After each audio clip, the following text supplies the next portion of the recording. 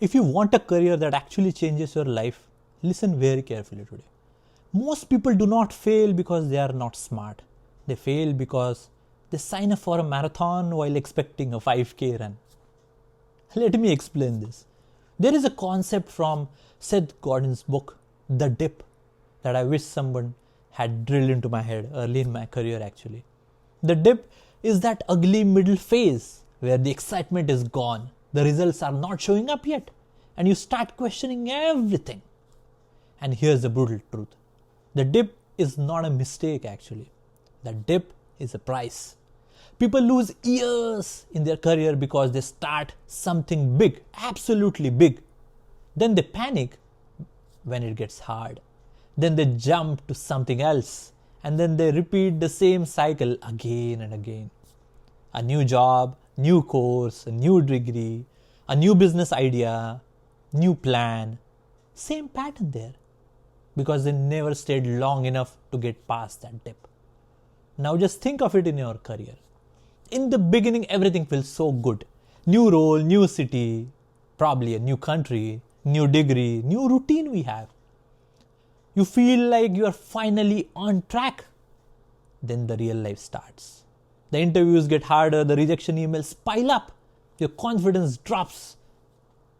You watch other people win and you start assuming you are behind.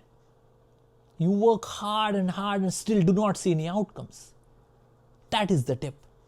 I remember when I came here in US, I had a lot of my friends. We used to talk, big dreams, this is what we are going to do. All those, motivations and inspirations and big dreams in our mind. And then something happened, the reality kicked in, and then they said, we cannot continue. We cannot continue. I think we have made a mistake and I think we should go back to India. And a lot of them actually went back to India. I said, just push through this. This may be the dip that you are having. Just push through this.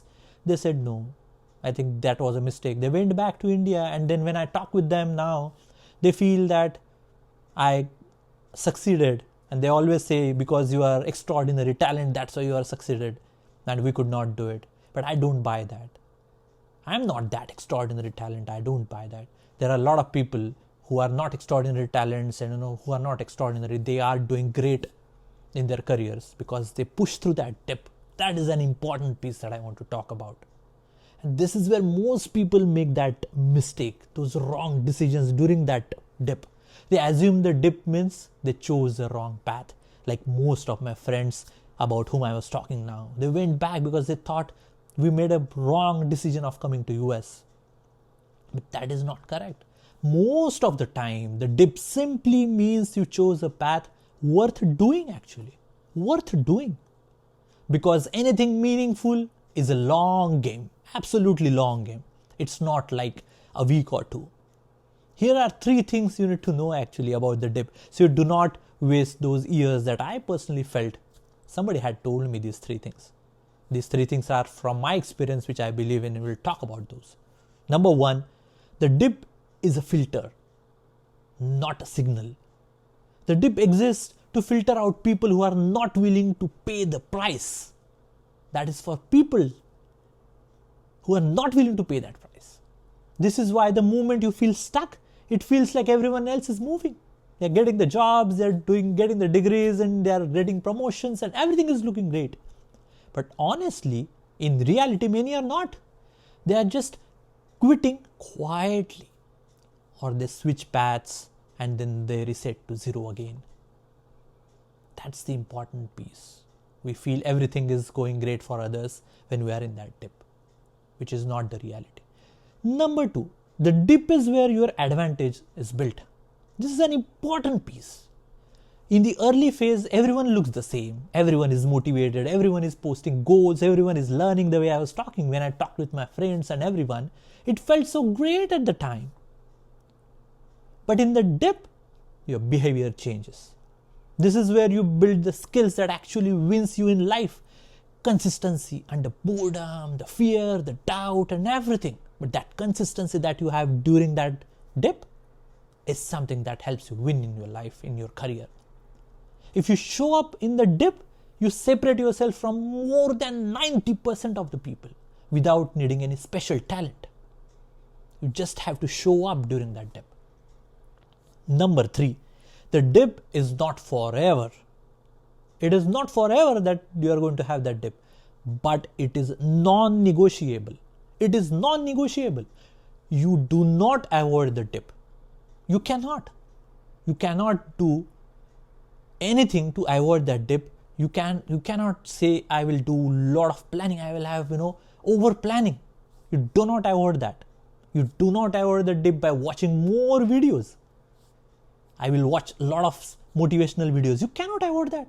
You do not avoid the dip by waiting for motivation, that something would happen because of which I will be avoiding the dip. No, it doesn't happen like that.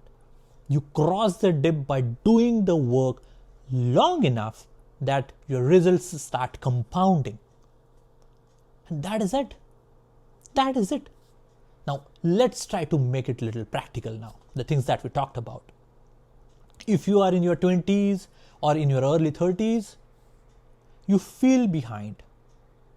When I say 20s, many times I'm saying that because these are the things that happens with a lot of students, right? When they are in 20s, but it can happen in your 30s as well or later as well, like, mid-career crisis. We feel that we are stuck in your work, we are stuck in your career, what can I do? So don't think that this is only for someone who is a student or 20s, but I focus on those, say those, because this is a majority. If you feel that, just ask a question to yourself. Did I sign up for a marathon or did I sign up for a 5K run? That is the first question you should ask yourself if you feel stuck. If you have signed up for a marathon, stop expecting quick validation. Stop needing instant praise or stop changing direction every time it gets uncomfortable because you have signed up for a marathon. Don't look at quick things here. Pick a direction for this and commit for a real time window. Can be set 12 months, 2 years, 3 years, whatever is realistic for you. I typically look at years, months I don't like. Once that happens, measure the progress and not the emotions. And why is that? Because your emotions will lie to you. In that dip, your emotions will be lying to you. So make sure you are looking at the progress, not the emotions there. And one more thing, this is important. Quitting is sometimes the right move as well. It's a right move as well. Seth Godin also talks about dead ends, right? A cliff.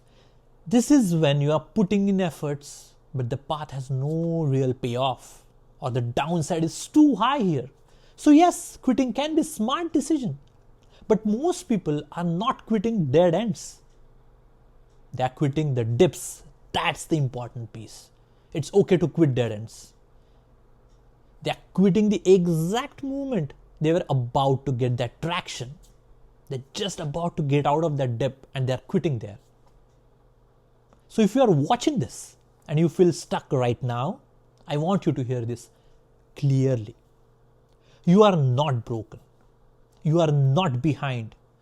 You are simply in the dip. Your job is not to feel good right now.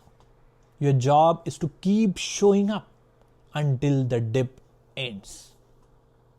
You have to just keep on showing up until that dip ends. Also, with the social media, try to not look for extreme hype or fake motivation. Just you want to look at the real career truth that you want, because that is something that is going to help you get out of that dip, understand what is going to help you out in that dip. Otherwise, you will think it coming out of that dip very quickly, which is not going to help you. If you have any questions, post that in the